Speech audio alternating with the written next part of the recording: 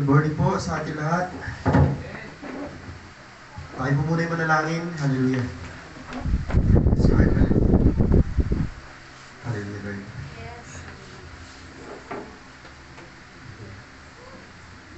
Panginoon Diyos, salamat po ng marami, Panginoon. Sapagkat sa araw na to, Panginoon Diyos, hindi mo kami karapat-dapat na muli mo pagkatiwalaan ng buhay, lakas. Pero Lord, salamat dahil iba yung pananaw nyo sa amin, Panginoon Lord, kaysa pananaw ng mga tao sa aming paligid, yung mga tao mismo kami, Panginoon. May mga panahon sa buhay namin, Panginoon Lord, na gusto namin may tatapik sa aming mga balikat bilang taong napapagod, bilang tao, Panginoon Lord, na gusto mamahinga, Panginoon. Pero Lord, salamat, Panginoon Diyos, dahil sa bawat pagharap namin sa iyo, Panginoon, yung dampi pa lang ng presensya mo, Panginoon Diyos, ay sobra-sobra ng sapat para muli kami lumakas, Panginoon. Hayaan mo itong araw na to, Panginoon Diyos, ay hindi lang basta maging memorable sa amin bilang mga anak mo, kundi ito'y maging memorable din sa iyong harapan dahil kayo ang aming pakay, Panginoon Lord. Kaya kami nadalo sa gawain, kaya kami pumupunta sa lugar na to dahil pakay ka namin, Panginoon. Hindi kami dapat pumapayag na hindi malang madampian ng presensya mo. Hindi kami dapat pumapayag na hindi malang, Panginoon, malasap ang sarap, Panginoon Lord, yung yakap mo, Panginoon. Kaya maraming salamat, Panginoon Diyos, dahil habang kami nagpupuri sa iyo, unti-unti mong pinupunuan yung aming mga kakulangan espiritual. Binubusog mo, Panginoon Lord, hindi pa kami nag-uumpisa makinig, kumain ng mga salita mo, binubusog mo na kami ng masaganang yakap at masaganang presensya na nagmumula sa iyo, Panginoon. Sa ganitong bagay, Panginoon Lord, lalo mo kaming pinapasabik sa iyo, Panginoon. Sa ganitong bagay, lalo mo kaming binibigyan ng excitement, Panginoon Lord. Pinapa-excite mo kami lagi, Panginoon Lord, na dumalo sa gawain dahil walang sayang sa pagdadalo sa gawain, Panginoon. Maraming salamat sa mga pagluluwag na nangyayari ngayon sa aming protocol, Panginoon Lord. Salamat dahil alam namin tugon mo ito sa aming mga panalangin, Panginoon. At sa mga kapatid namin, Panginoon Diyos, na nagsasuffer, Panginoon Lord, dahil financially, Panginoon Lord, or malayo sila sa lugar na to, dalangin ko na kahit nandun lang sila, Panginoon Lord, nanonood lang ng cellphone, Panginoon Lord, dumampi sa kanila ang presensya mo, Panginoon Lord, na makapangyarihan, presensya mo, Panginoon Lord, na lagi magbibigay sa amin, Panginoon Lord, ng tunay na lakas at tunay, Panginoon Lord, na katagumpayan sa mga pagsubok na kakaharapin pa namin, Panginoon Lord. Maraming salamat sa iyo, Panginoon Lord. Isang araw na hindi namin makakalimutan ay yung araw, Panginoon Lord, na nagparamdam at naramdaman ka namin, Panginoon. Sa oras na ito, patuloy ka mangusap. Hayaan mo, Panginoon Lord, na lahat ng mga anak mo nakaupo, mag-i-enjoy, Panginoon Lord, sa pakikinig ng mga salita mo, magnaramdam, Panginoon Lord, kung paano kasarap ang kumain ng mga espiritual na mga pagkain nagbumula sa iyo, Panginoon. Muli ang dalangin ko, gamitin mo ang aking mga labi, Panginoon Lord, gamitin mo ang mensahe mo sa oras na ito para makapagpalakas, makapagpabuo, Panginoon Lord, ng mga pirapirasong puso namin, Panginoon, na minsan naghahanap, Panginoon Lord, ng kalinga ng iba, ng kalinga ng sanlibutan, pero kayo lang ang sasapat at pupuno sa amin, Panginoon Diyos. Pinupuri ka namin, hayaan mo, Panginoon Lord, na sa oras na ito, kayo madakila, mapapulihan, maparangalan, sa matamis na pangalan ni Jesus. Amen.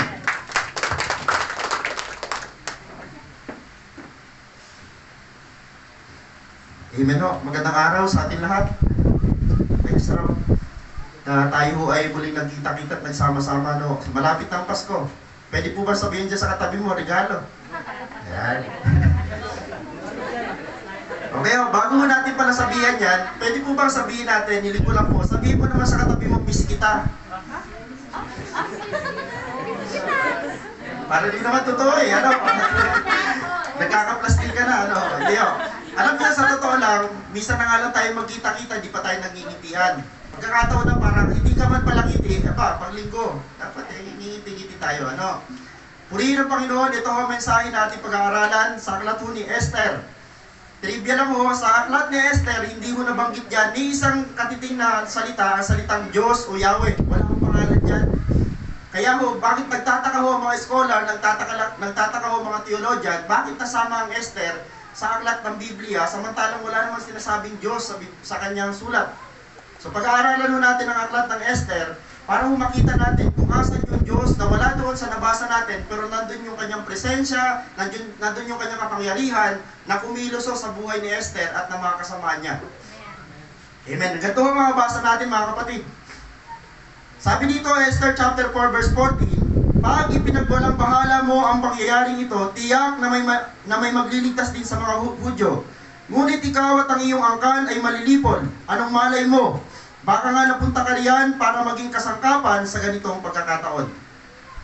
Parang hindi natin maunawaan kasi parang hindi buo yung pangungusap. Kasi sa totoo lang bago nagkaroon ng 14, marami pa mga sinabi na yun ang bubuo sa mensahe natin. So, Esther chapter 4 verse 14, ganito ang ating mensahe. Pinamagatan ko itong, anong malay mo? May malay pa ba yung katabi mo? Kapatid, anong malay mo? Di ba pag ito ang marinig mo, halimbawa, bro, bakit kaya ako lagi na lang nagkakasakit? Bro, anong malay mo? O, di ba pag sinabi mo sa kanya, ganito ang mangyayari dyan. Pag ganyan ang statement na marinig mo natin, ganito ang paliwanag dyan. Ito ay tanong mo isang pahayag ng isang taong di sigurado, pero may diwa ng pag-asa. Tama po ba? Parang sabi mo, anong malay mo? Kaya ako sa loto, anong malay mo? Anong malay mo, mapukpok ang ulo mo? Tanong ito, isang pahayag ng isang taong di sigurado pero may diwa ng pag-asa. Kasi sa totoo lang, pag sinabi mo ng isang tao, anong malay mo, wala siyang ka-idea kung ano yung kaduluhan ng pinag-uusapan nila. Kasi yung word na anong malay mo ay nasa kalagitnaan sila na pag-uusap patungkol sa isang senaryo na talagang walang linaw sa kanila. Ibig sabihin, nasa gitna ito ng pagsubok. Yung may mga nandyan nasa gitna ng pagsubok, tanong ko lang sa inyo, anong malay mo? Ayan. Tanong na nagpapaalala sa ating may mga bagay at pangyayari sa ating buhay na di natin lubos na nalalaman kung bakit nangyayari. So may mga sitwasyon sa buhay natin na mapapatanong ka na lang talaga sa sarili mo, Lord, anong malay ko o anong malay mo? Diba may mga tanong na gano'n at lilinawan natin kasi may sense ito natin pag-aaralan. Ganon din ang sabi ni, alam niyo, dalawa lang yan sa Bible, dalawa lang nabasa kung may ganyang senaryo, may ganyang word. Sa 2 Samuel chapter 16 verse 11, sinabi ni David kay Abisai at sa lahat niyang lingkod, kung ang anak ko mismo ay nagtangka sa aking buhay, hindi dapat pagtakhan. Ngayon, kung mag-isip ng ganyan ng Benjaminitang ito, bayaanin niyo siyang magtungayaw at sumpayin ako. Alam niyo, si David at that time, hari na siya. Sa 2 Samuel, hari na si David kasi namatay na si Saul, yung kauna-unahang hari ng Israel, pinalitan ni David. At ito ang nagtutungayaw, alam niyo, pag sinerch niyo yung word na nagtutungayaw, pinagmumura si David. Isipin mo, hari ka, mumura-murahin ka. Isipin mo, hari ka, susumpayin ka ng napakasamang mga salita. Pero sabi ni David, ito ang sabi niya, anong malay natin, baka ito'y utos ni Yahweh sa kanya. Okay, meron na namang statement na lumabas yung word, anong malay natin. Hindi buo, hindi alam, hindi sigurado, pero may diwa ng pag-asa. Sabi ni Abisai, manari, bakit ka pumapayag na si Simei ay pagsalitaan ka ng kung ano-ano, minumura ka na, binabastos ka na, sinusumpa ka pa, pero ano sabi ni David? Abisai, tahimik. Pati yung kanyang mga kasama, kasi ang gusto ni Abisai, pugutan na si Simei. Pugutan na ng ulo, ganun katindi, ang nagagawa mo ng utos ng hari. Patay agad. Pero naisip agad ni David, teka, hindi natin alam anong malay natin. So gato ang nangyari dyan, yung word na anong malay natin ay katumbas ng salitang baka. Okay, hindi mo baka na hayop ha. Yung baka, yung sabihin nag-iisip ka na parang. Okay, so ang kasunod niyan, hindi natin alam, sabi ni David. At isa pa pwede. Okay ibig sabihin talaga hindi sigurado. So baka, hindi natin alam, pwede. Sa madaling sabi ito'y salitang walang kasiguraduhan, subalit may katuturan. May senso ang ating pag-aaralan sa oras na ito. Kaya ang mensahe natin, anong malay mo? Esther chapter 4 verse 14, pag ipinagwalang bahala mo ang pangyayaring ito, tiyak na may magliligtas din sa mga Hudyo, ngunit ikaw at ang iyong angkan ay malilipol. Anong malay mo? Baka nga napunta ka riyan para maging kasangkapan sa ganitong pagkakataon. Okay so dito bubuhin natin at talaga sisiguraduhin ko sa inyo sa araw na ito na mauunawaan natin yung salitang anong malay mo.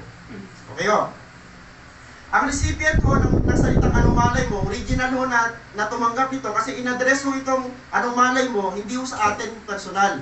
Naka-address ito, ang recipient itong salita na to ay sino? Si Esther. Sino dito ang may mga kilalang Esther? Yan. Yung mga dalaga na magkakaroon isang araw ng asawa o yung may mga asawa na gusto pa mag-anak, bibigyan ko kayo ng idea kung gaano kaganda ang pangalan ni Esther. So si Esther ganito yan. Ang pangalan niya ang Persian name ni Esther, ay ang kahulugan po yan ay star. Wow. Kaya pag nakarinig ka ng Esther, noong panahon, pag nasa Persia ka, may narinig kang pangalang Esther, inihalin tulad siya sa isang bituin. Ganun katindi ho ang pangalang Esther. Ano? Mamaya may isa pang pangalan siya.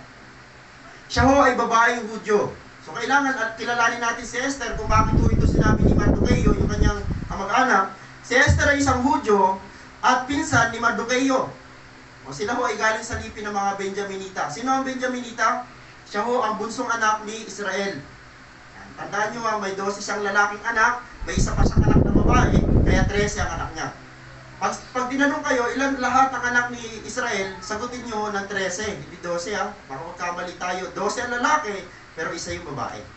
At ang bunsong anak ay si Benjamin, o si mga Benjaminita ho sila. So si Esther ay pinsan ni Mardoqueo. Ulilang lubos. Wow, grabe. Pag pinag-aralan mo ang buhay ni Esther ay parang wala akong kapag-apasang tao o parang wala nang patutunguhan yung buhay sapagkat ulilang lubos. Ibig sabihin, maagang namatay ang kanyang mga magulang. Yung tatay at nanay niya, napakalungkot ng buhay ni Esther. Isipin nyo, batang-bata pa siya, namatay yung kanyang mga magulang. At dahil ho dyan, inampun siya ni Mardoqueo. Magpinsan lang sila. Magpinsan sila, di ba sabi daw, magpinsan ni Mardoqueo, magpinsan lang sila, pero nagtulungan ho sila. Sabi ni Mardoqueo, wala na. Kapag-anak ko naman yung nanay mo, ampunin na lang kita. So inampun ho ni Mardoqueo. Ayan, sa pangalan ni Esther, sa salita namang Hebreo, ito ang tunay na pangalan ni Esther. Tandaan nyo, ang Persian name niya ay hango lang nung panahon siya ay naging reyna. So hindi pala Esther ang pangalan niya. Ang pangalan niya ay Hadasa. Ayan. Esther, gusto ko na magkanak ng Hadasa. Okay, ano ibig sabihin ng salitang Hadasa? Ganito naman ho yan. Ito ay pangalang Hebreo na ang ibig sabihin ay punong halaman o mertil. Itong punong halaman na to ay hindi basta siya punong halaman sapagkat ang kanyang dahon ay napakabango pag dinikdik. So trivia So noong panahon pag naglalakad si Hadasa o si Esther sa kanilang lugar sa Mediterranean o sa Mediterranean, doon sa Middle East pangalan ho yan, pag nakita niya yung puno ng mertil o puno ito o halaman na ang bango ho ng ang bango ho ng nito dahon pagka piniga. Ibig sabihin, kung sa Persian ang ganda na ng meaning ng pangalan ni Esther, pagdating mo sa Hebreo, mas maganda. Kasi ang pangalan niya napakabango. Diba yung between parang ang taas, pero pagdating sa word na Hadasa, napakabango ng pangalan niya. Kahit medyo, basta mabango. Yun na yun. Okay, so sabi dito, si Esther o si Hadasa ay maganda at kabig-habigani. So pag-aaralan din natin kung bakit sadyang-sadya naman na napakaganda. Di ba ho, ulilang lubos, ampon ni Mardoqueo, pero pagdating sa dulo, meron siyang katangian o karakter na talagang Diyos na nagbigay sa kanya. Ano sabi dito? Maganda at kabig-habigani. Sabi ko, Lord, ano kaya yung word na kabig-habigani? Ibig sabihin, pag nakita mo itong babae na to, mayroon siyang appeal. Talaga naman, yung mga lalaki nito, nga. Kahit si Alin, makakamanga nga. Kahit di siya nagkagusto sa mga babae. Maganda at kabig-habigani, grabe. Sorry, nabagit ko pa pangalan. Ibang Alin yun. Nag-ibang lugar. Maganda at kabig-habigani. Lord, grabe naman itong babae na to. Pag ito na-encounter ng mga lalaki, siguro 99% magkakagusto. Mamaya alamin na rin natin.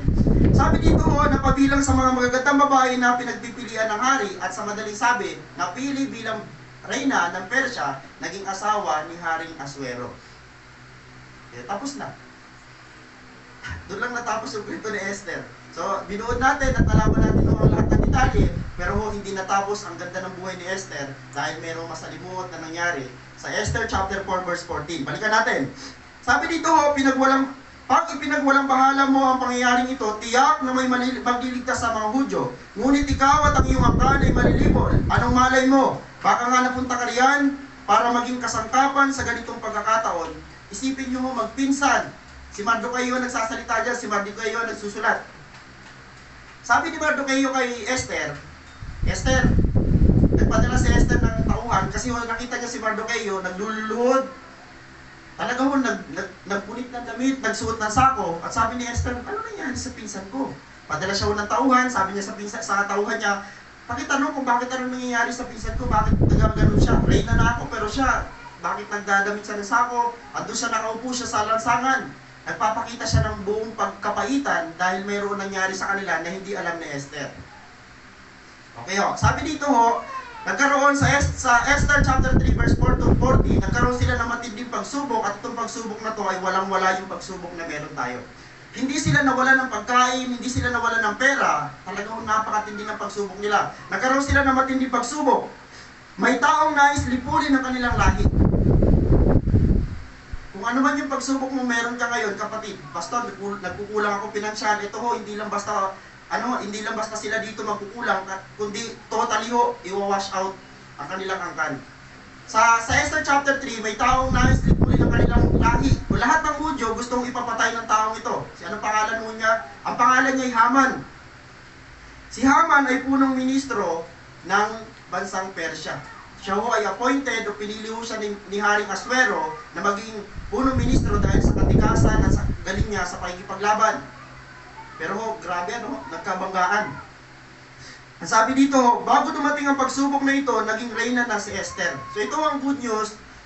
At dito natin maunawaan kung gaano kagaling ang Diyos na meron tayo. Na sa panahon ng mga pagsubok na dumarating sa ating buhay, may nauuna na ang Diyos na tugon. Isipin nyo, lilipulin ang buong angkan o ang buong lahi ng mga Hudyo. Pero si Esther, hindi nila alam kung ano lahi. Hindi nila natanong. Samantalang si Esther, sinadya mo na magtiyuhin o na magpinsan na hindi ipagsabi yung kanilang lahi para ma-preserve para sa darating na future na ganitong uri ng pagsubok. So nagkaroon ng matinding pagsubok, may taong gustong lipulin ang kanilang lahi, walang itira kahit isa. Papatayin lahat, mula matanda hanggang bata, lahat ng mga Hudyo, walang ititira kahit isa dahil gusto nitong si Haman ma-wash out ang Hudyo. Alam niyo ba sa kasaysayan, Hudyo lang ang gustong ipapatay sa buong mundo. Noong panahon ni Hitler, 6 million ang pinapatay. Isipin nyo, bukod, papasukin doon ng mga Hudyo, patay lahat. At kaya ang iba namang Hudyo, kinukulong at hindi pinapakain. Talagang butot balat na lang. Ganun katindi ang galit ng mga tao masasama sa mga Hudyo. Bakit to? Dahil ang Hudyo ang panggagalingan ni Yesu Cristo na ating tagapagligtas. Isipin nyo, sabi ni Haman, si Haman dito ay katumbas siya ni Satanas noong panahon niya. Noong panahon ni Moses, katumbas siya ni Paraon. Si Paraon at that time ay si Satanas. Noong panahon naman ni Esther, si Satanas o ang demonyo dito ay si Haman na gustong ipaubos ng mga Hudyo para hindi matuloy si Kristo. Nagigess na po ba natin? Ang sabi dito, ipinaalala ni Mardoqueo kay Esther na damay din siya. Alam nyo, ito mahirap sa mga taong pinagpapala na. Sa panahon na pinagpala na tayo, wag nating iisipin o makalimutan kung saan tayo nanggaling. Kasi bakit to? Si Esther at that time, isipin nyo kung walang nagpaalala sa kanya. Si Mardoqueo kung hindi nagutos si Esther na pumunta pabalik ang kanyang tauhan, hindi malalaman ni Esther na may ganong matinding banta sa kanyang angkan. Sabi ni Mardoqueo, pinaalala ni Mardoqueo kay Esther, damay din ikaw. Sa panahon na nalagdaan na, ito gamit ni Haman yung singsing ng hari. Pag tumama ito sa papel na nakalagdaho ay ubusin ng mga Hudyo, tapos na. Tapos na ang laban. Kaya sabi ni Mardoqueo, Esther, sa panahon na malagdaan ito, yari ka rin. Kahit ikaw ay asawa ng hari, darating ang panahon, pag nalaman nilang Hudyo ka, patay ka rin. Kasi nakalagay doon sa utos, patayin ang lahat ng mga Hudyo. Naisip ni Esther, bigla siyang mula sa kanyang trono, naisip ni Esther, tama, may point doon si pinsan. Kaya't nais niya itong mamamagitan sa hari para sa mga Hudyo. Ito'y pagpapaalala din ni Mardoqueo kay Esther na may layunin ng pagiging reyna niya. Okay hindi pa natin nagigets ang mensahe ng Panginoon, pero ito'y tatama lahat sa atin. Mga kapatid, nandito ka ngayon dahil may layunin ng Diyos sa buhay mo. Pastor, ano kaya ito nangyayari sa buhay ko? Parang hindi ko ma-explain, hindi ko inaasahan. Tama yan, kapatid. Anong malay mo? Bilog ang mundo. Parang lalim ng isip ni Rupert. Bro, bilog. Papaisip na.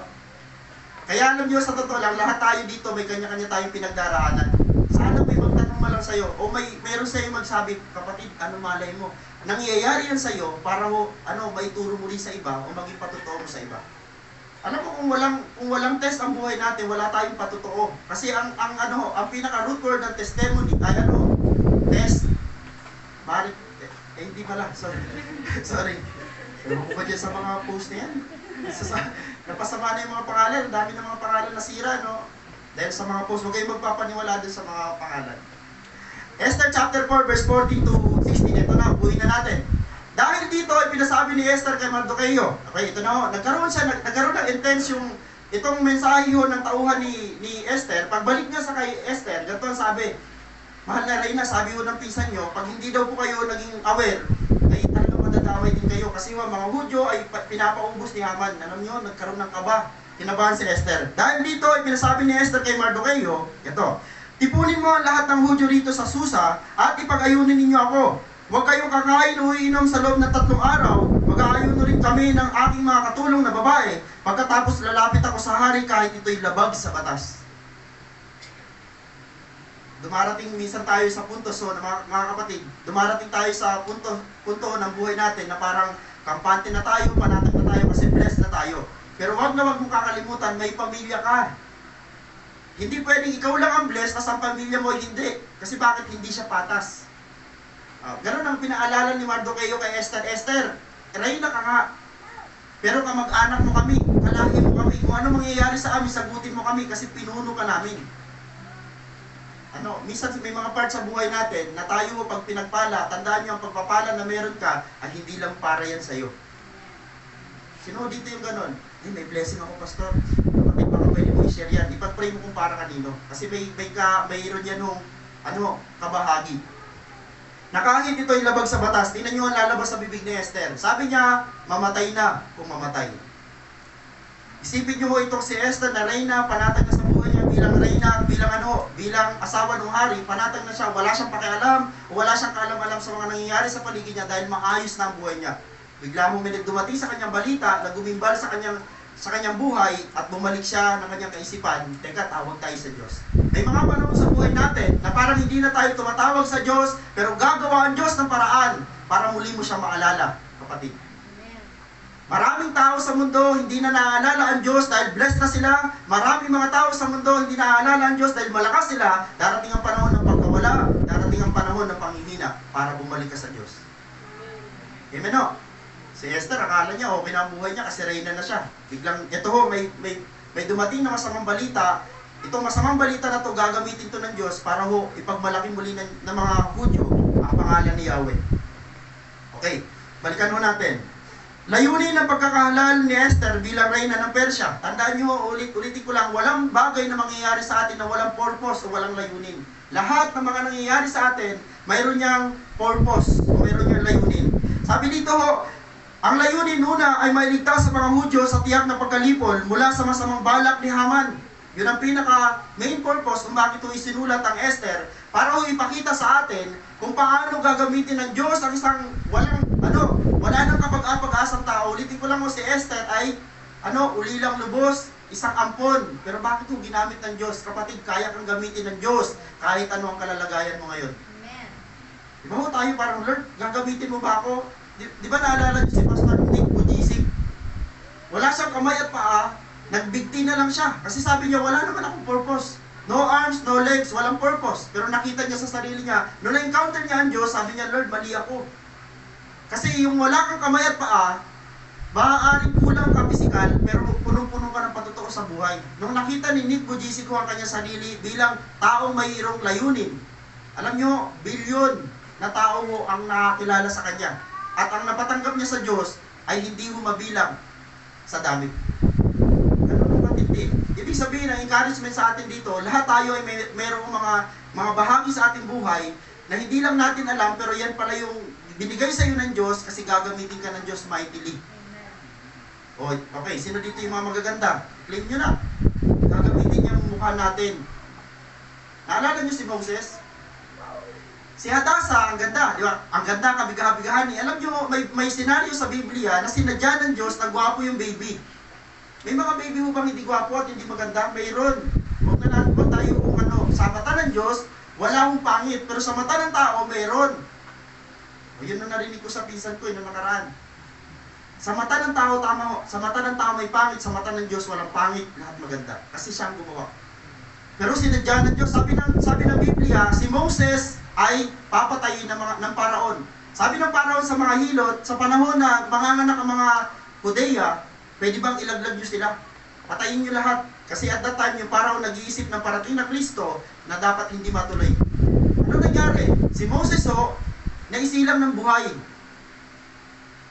Uha ng uha. Isipin nyo, sa loob ng ilang buwan na itago mo yung bata, pero sa lakas ng uha, hindi na mo na maitago. Nakaisip yung babae, yung nanay niya, nakaisip ng paraan. Itong anak ko na to, ipapakain ko to sa ilog. Doon pa lang ma-amaze ka na kung paano tinuruan ng Diyos ng talino yung nanay ni Moses. Hindi naisip ng nanay ni Moses na itong anak ko, ilibing ko na lang. Doon ko na lang siya papakainin, hindi. Ang naisip niya, ipanganod sa ilog. Pagkatapos ipanganod sa ilog, napakaganda ng senaryo dahil sasaluhin siya ng anak ng Paraon. Yung prinsesa ko nakakita sa kanya. Sana ko na-amaze. Pagbuklat mo ng basket, nakita nung anak ng Paraon, wow! Ang ganda ng bata! Yan. Kaya walang aksidente sa Diyos. Paano kung nakita nung prinsesa, naku, ibang muka, tapo na yan. Diretso.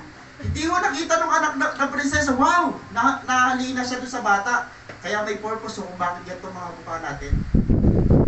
Yung iba ho magaganda, pasensya na ha, yung iba magaganda, yung iba mga gwapo, ginagamit nila sa mundo pagkakitaan yung kanila mga mukha. Samantalang kung malalaman lang nila, alam nyo, sa totoo lang, pag humayo yung gwapo, yung maganda, tanggap na agad. Hindi ka pa nagsishare, amen. Sa totoo lang, may mga ganon. May mga kilala ho akong relihiyon, gwapo. Tapos may kasama kong Amerikano sila at saka isang Pilipino. Pagpunta pa lang sa bahay, yung kakatok pa lang, bukas na. Gwapo eh. Lord, alam nyo, sa totoo lang, gamitin lang natin yung mga purpose na meron tayo. Maaari yung iba sa atin, pinagkaitan tayo ng height. Pinagkaitan tayo ng tangos, pinagkaitan tayo ng kulay, pero hindi ka pinagkaitan ng Diyos ng tunog. Amen po ba? Aalamin mo lang kung saan ka mahusay. At yung husay mo, hindi mo pwede ipagyabang, kundi ang taas na papuri sa Diyos, dahil galing yan sa Diyos. Meron dito sa atin magagaling magbutaktak. Bakit hindi mo gamitin yan sa pag-share? Natamaan ba yung magbubutaktak? Magbenta ka ng balot. Maliligtas sa mga Hudyo dahil sa tiyak na pagkalipol, yan ang main purpose kung bakit nanghalali si Esther. At pangalawa, maipakita kung gaano kumilos ang Diyos sa isang taong halos wala ng pag-asa at mararating sa buhay na kaya niyang itaas at ginamit sa nakasangkapan upang magligtas ng kanyang bayan. Ulitin ko lang nasulat ang Esther, wala man ang pangalan ng Diyos, pero nandun ang kapangyarihan ng Diyos sa buhay ni Esther. Wala nang kapag-asa sa Esther. Ulilang lubos, ampon, pero may ginamit ang Diyos na isang napakagandang susi para makilala si Esther. Yun yung ganda. Nung nakita ng hari, isipin nyo, ang babae nung panahon ay sabi dito, kinukondisyon ng isang taon. Kalahating taon paliliguan ng gatas. Grabe na mong gatas, pastor. Gatas. Gatas na may kasamang pabango. Ewan ko lang kung hindi lumambot yung katawan ng babae. May gatas na yung iba uling. Walang ganun. Gatas. Tapos hinihilot. Tapos itong lahat ng ito haharap sa hari. Nakapila. May araw. May bakunahan. Nakapila sila. At pag kada humamit ng hari, pag hindi pinabalik, doon na siya sa bahay ng hari, asawa na ng hari. Pero alipin. Pero si Esther, pagharap sa hari nung di Esther, sabi nung hari, ito na. Ito yung pinili ko. Alam nyo yung hari at that time, nasa presensya siya ng Diyos. Dahil hindi niya pipiliin si Adasa kung hindi gusto ng Diyos. Amen nyo, at that time, si Asuero ay nasa presensya ng Diyos. Ginamit siya ng Diyos para may ligtas, may secure ang lahat ng mga Hudyo. Okay, may pakita kung gaano kumilos ang Diyos. Nung nakaraang linggo, pinaalala ko sa inyo, sabi ng Panginoon, sa panahong ako'y kumilos, mamamangha kayo dahil may gagawin akong kakaiba. Kung hindi pa nakilos ang Diyos sa buhay niyo, kapatid, antay-antay lang. Dahil nung panahong kumilos ang Diyos sa buhay ni Esther, pinakita niya kung gaano siya kalakas, kung gaano siya kagaling na Diyos sa buhay ni Esther. So aral mula sa aklat ni Esther, may layunin ng Diyos sa bawat pagtataas niya sa isang tao sa kanyang kalalagayan. Okay, sabi dito upang makatulong sa iba na nangangailangan. Pag itinaas ka ng Diyos, iprinomote ng Diyos ang iyong pamumuhay, pinansyal, kapatid, ulitin ko lang, itinaas ka ng Diyos para makatulong ka rin sa iba. Alam niyo, tayo sa totoo lang mga Pilipino, matulungin tayo. Pero paano tayo tutulong sa iba kung tayo rin kailangan ng tulong?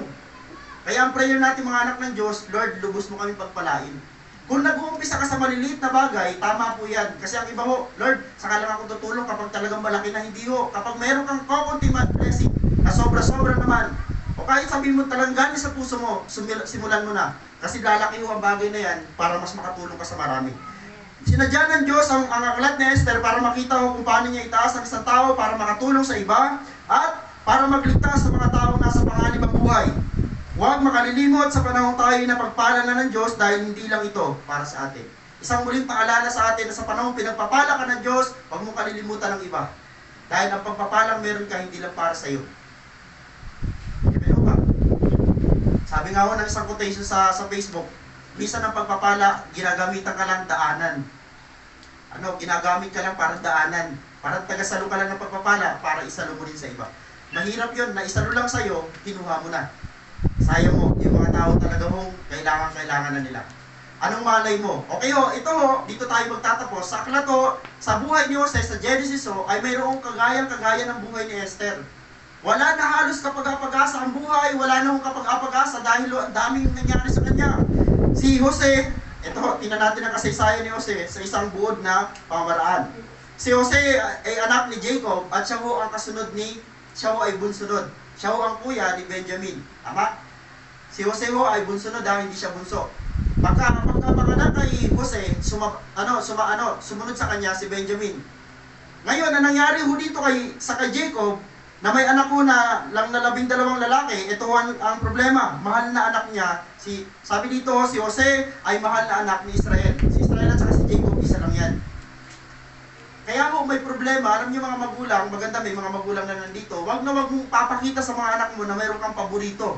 Dapat pareho ang tingin natin. Tama po ba?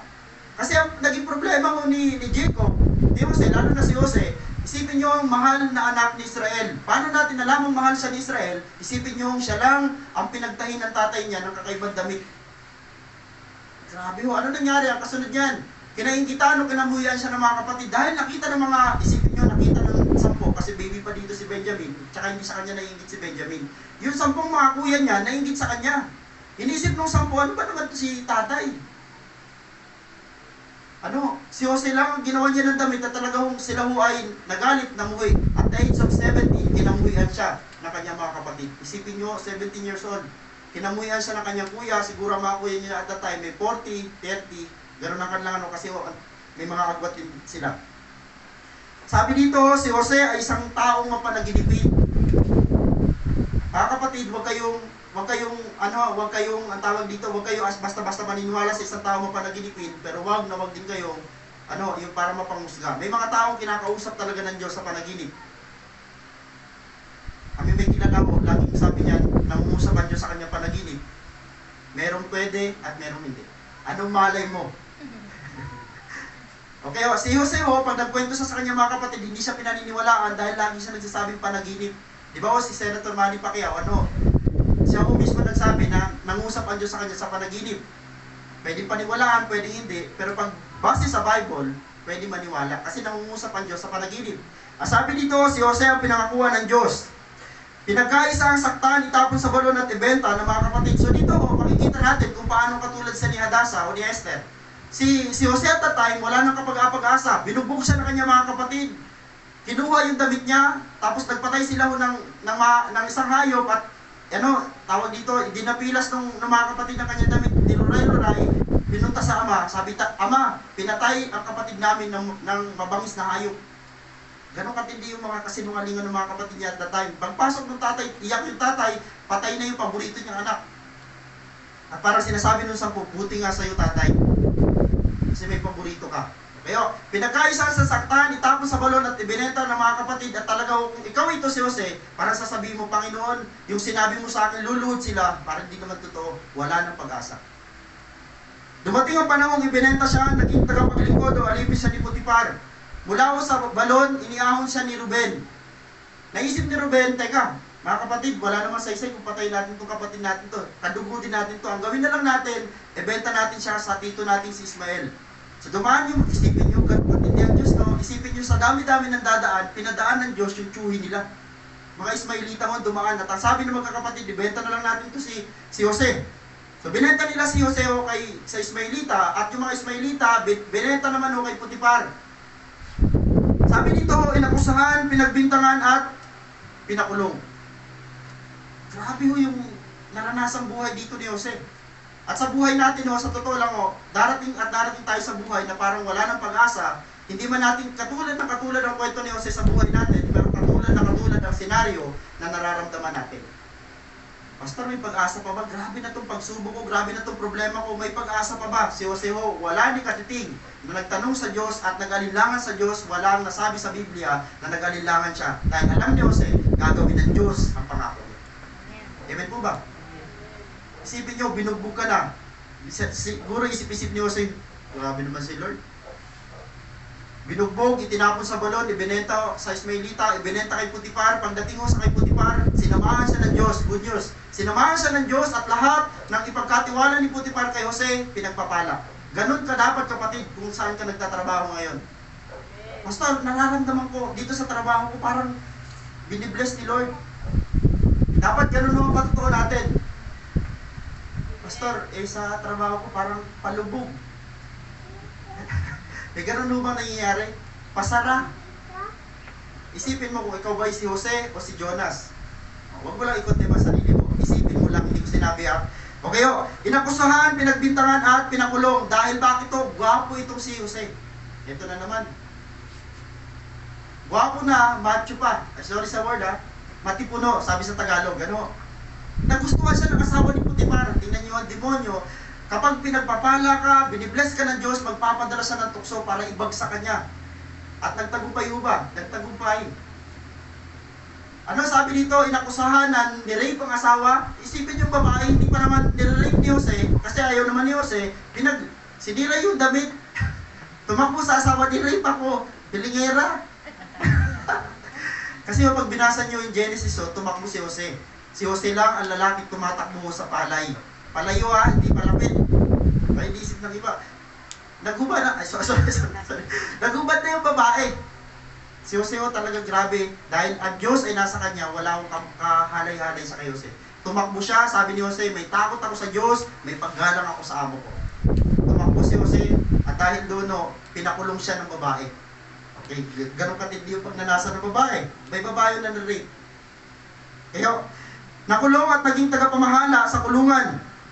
Nagpaliwanag ng mga panaginip at ng tagapangasiwa ng inumin at punong paladero. So dito sa senaryo na to, ulitin ko lang kung paano sa sinamahan doon sa balon ng Diyos, sinamahan doon sa panahon ni Potiphar, sinamahan pa rin ng Diyos si Jose, kahit doon o saan, sa kulungan.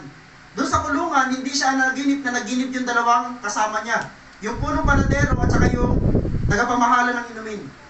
Sabi ng tagapamahala ng inumin, bro, nakapanaginip ako. Sabi ng tagapamahala ng inumin, sa loob ng 3 araw may ganito nangyari sa akin. Sabi ni Jose, ganito ang panaginip mo.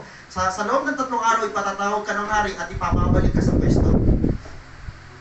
Nung narinig ng punong panadero, wow, ganda ng interpretation. Sabi niya, Jose, nanaginip din ako. Mayroon din ako nakitang 3. Sabi ni Jose, okay, ganito ang meaning ng panaginip mo. Sa loob ng 3 araw, ipapatawag ka ng hari, pupuputan ka. Siguro ng punong panadero, sana di ko lang sinabi. At nangungusap ang Diyos sa buhay ni Jose. Bakit to? Stepping stone para mapulfill ng isang araw ng Diyos yung parating na mas big event sa buhay ni Jose. Hindi lang ang punong panadero na naginip, ito na nangyari.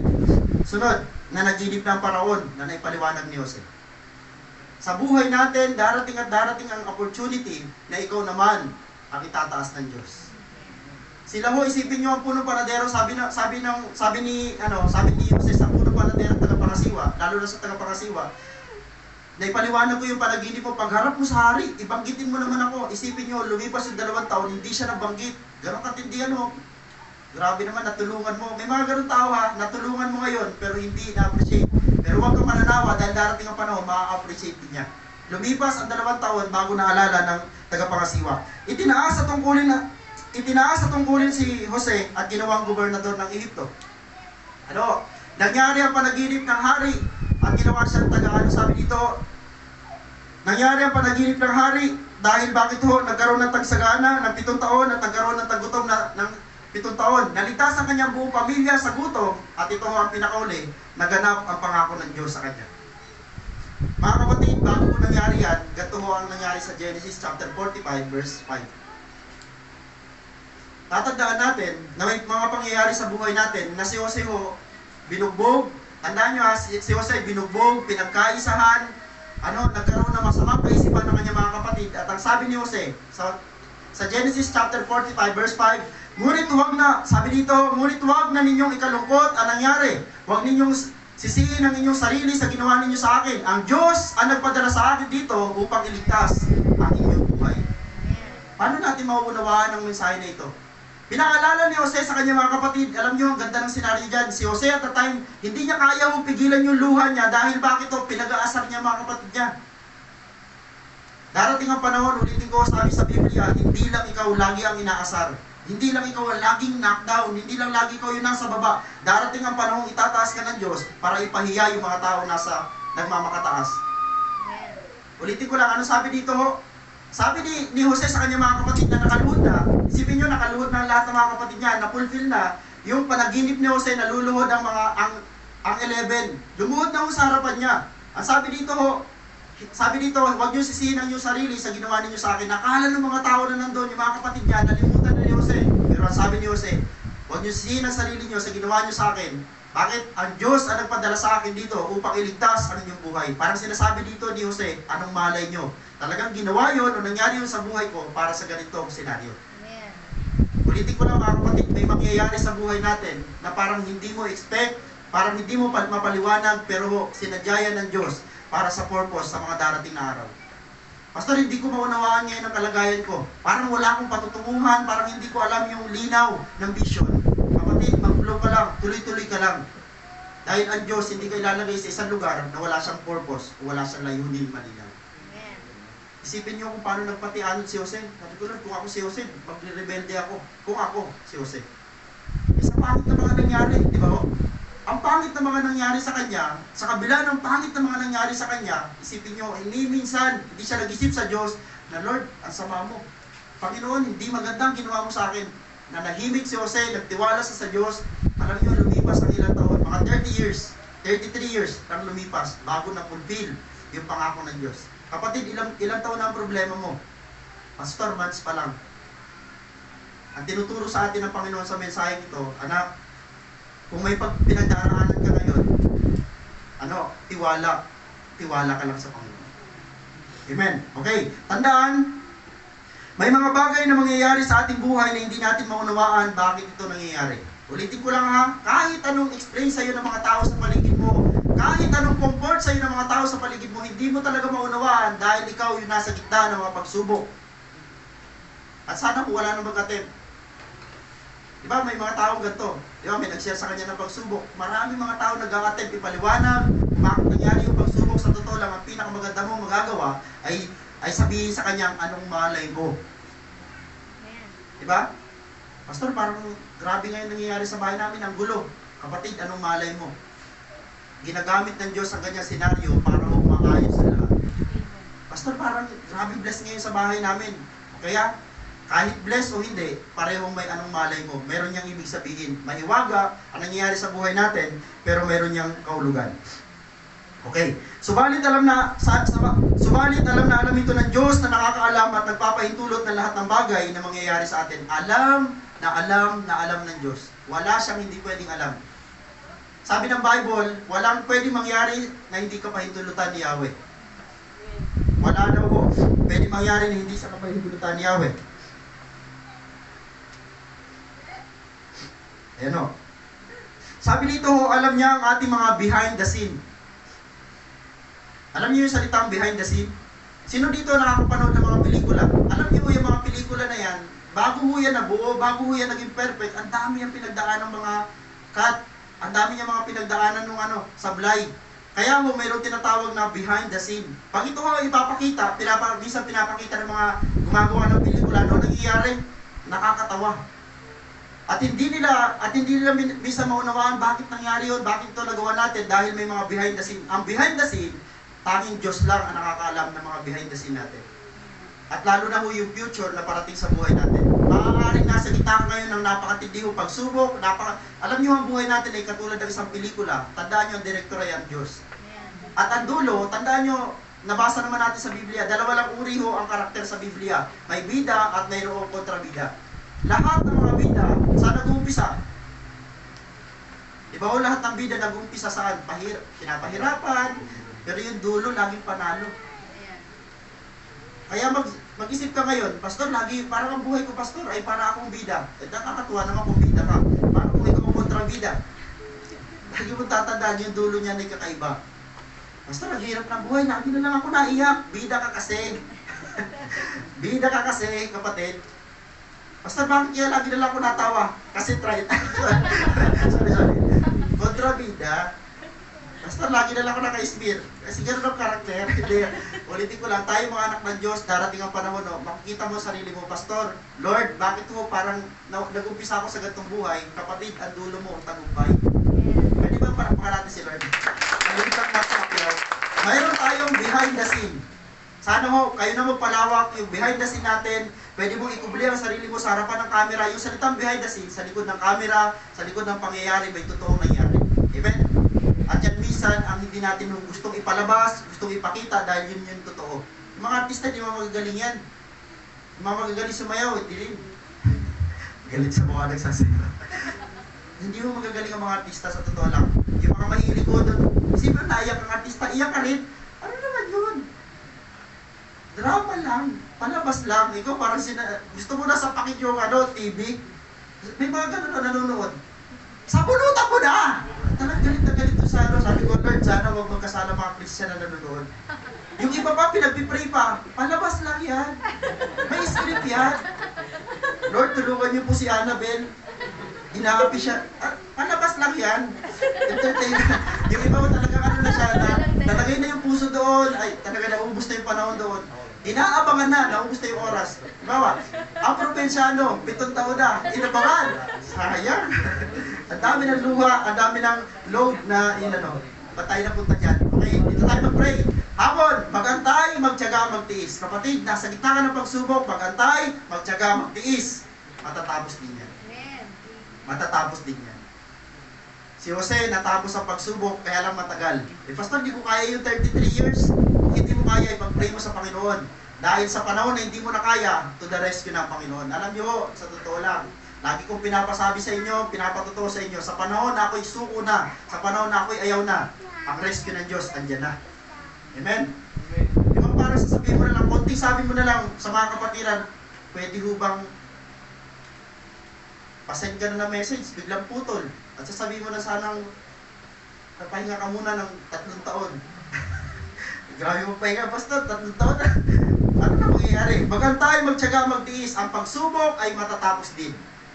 Matatapos din ang pagsubok. Pastor, itong tindi ng pagsubok ko na to. Kung matindi ang pagsubok mo, matindi kasi ang promotion mo. Yun ang totoo, hindi ako nagsisinungaling at hindi ako nagsasabi ng mabulaklak na salita dahil gano'n na nangyari sa mga tao nagtiis na matindi dahil may matindi pagpapala. Lord, ano kayang pagpapala ang matatapos ko? Pag natapos ko itong pagsubok, ano kayang pagpapala? Ito kaya bahay at lupa. Grabe naman. Pastor, kung mga motor-motor lang yan, mahintay lang yan. Pero kung matitindihan ako, yung malalaking blessing mo, matinding pagsubok para sa mas matinding pagpapala. Magintay, magtiyaga, magtiis, manalangin at lubos na manalig sa gagawin ng Diyos sa ating mga hindi maunawaan ang mga nangyayari sa ating buhay. Kung hindi mo talaga maunawaan ang nangyayari sa iyong buhay, kahit anong pray mo sa Panginoon, alam niyo may right time. I-reveal ng Diyos ang ibig sabihin niyan. May right time. Hindi minamadali. Lubos tayo magtiwala sa Diyos, alam niya ang kanyang ginagawa, at panghuli po, sabi dito, malalaman din natin balang araw ang hiwaga ng mga pagsubok na pinagdaraanan natin, at ito ang ating patotoo, habang buhay. Kaya ka pala dinidikdik ng pagsubok, dinidikdik ng Diyos, sinasamahan pa ng sang-ayon ni Satanas. Alam niyo si Satanas, nagpapaalam sa Diyos. Panginoon, susubukin ko itong tao na to. Sabi ng Panginoon, go! Huwag ka magalit sa Diyos. Kung bakit niya pinayagan ng demonyo at si Satanas na payagan niyang hantihin ka, kasi gusto ng Diyos patunayan kay Satanas, tatalunin niya siya. Amen? Si Job, pinayagan. Sabi ng Diablo kay Yahweh, pwede ko po ba ang kantiin si Job? Okay, wag mo lang siyang patayin. Pinanti. Balik si Satanas. Pahiya si Satanas. Kasi bakit to? Sa bawat pagtatagumpay mo, napapahiya siya. Pero sa bawat failure mo, sa bawat pagbagsak mo, kawawa ang Diyos mo. Huwag nating hayaan na papahiya ang Diyos natin. Mga kapatid, sa panahon ng pagsubok, laban, tatagan mo dahil ang Diyos pinagmamalaki ka sa langit at sa harapan ni Satanas. Dapat talo natin siya. Kaya po ba? Malalaman din natin balang araw ang hiwaga ng mga pagsubok na pinagdaraanan natin at ito ang ating patuto habang buhay. Isipin nyo, may mga tao mahal na mahal tayo, biglang magagalit sa atin na wala namang rason-rason. Diba kung napakahiwaga doon, kausap mo pa lang, mas galit na sa'yo. May mga tao kung gagamitin misa sa atin, katabi pa natin. Parang nakangiti lang to sa akin kanina, Pastor. Ay, galit na, may toyo. Sorry. O yung babae lang ba tinutoyo? May toyo rin yung lalaki, may suka. Suka pa.